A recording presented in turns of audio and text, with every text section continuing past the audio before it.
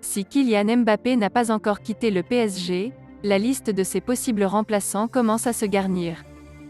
On pense ainsi à Ousmane Dembélé, Karim Adeyemi ou encore Richarlison. Un nouveau courtisan est apparu aujourd'hui, Romelu Lukaku. En délicatesse dans les rangs de Chelsea après ses déclarations tapageuses la semaine dernière, l'avant-centre belge ne présente pas le même profil que Mbappé, mais son CV de top joueur serait étudié au PSG pour prendre la suite de l'attaquant parisien en cas de départ au Real Madrid.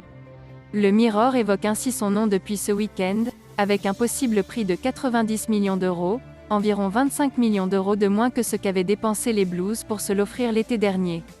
Affaire à suivre. Après son joli succès face à Valence en Liga, les Merengues se déplacent sur la pelouse du King Fahd en Arabie Saoudite, compte tenu de la demi-finale de la Supercoupe d'Espagne. Après un premier classico remporté en championnat, la Maison Blanche voudra réussir la passe de 2 et rejoindre la finale de la compétition. En attendant, découvrez le groupe convoqué par Carlo Ancelotti.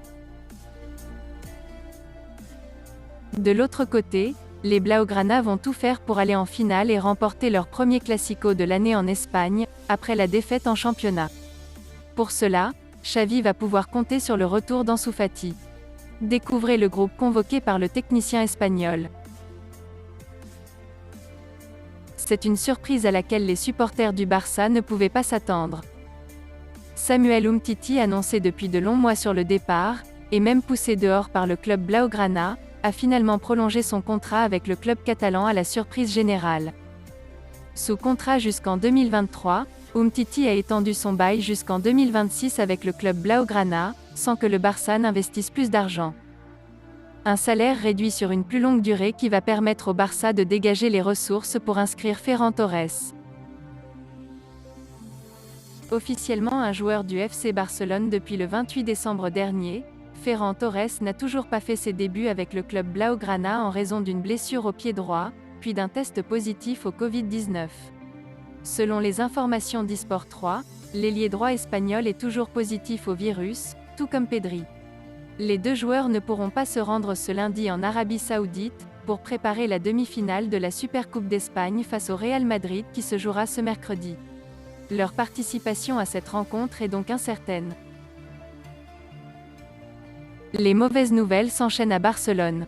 Après le match nul concédé dans les derniers instants sur la pelouse de Grenade, Xavi va également perdre un cadre. Dans un communiqué médical, le Barça a annoncé que les tests effectués ce dimanche sur Eric Garcia ont montré qu'il souffre d'une blessure distale au biceps fémoral de la cuisse droite. L'international espagnol devrait être absent pour au moins 5 semaines. Poussé vers la sortie par Xavi, Serginho Dest compte bien rester au FC Barcelone et ne veut pas changer de club.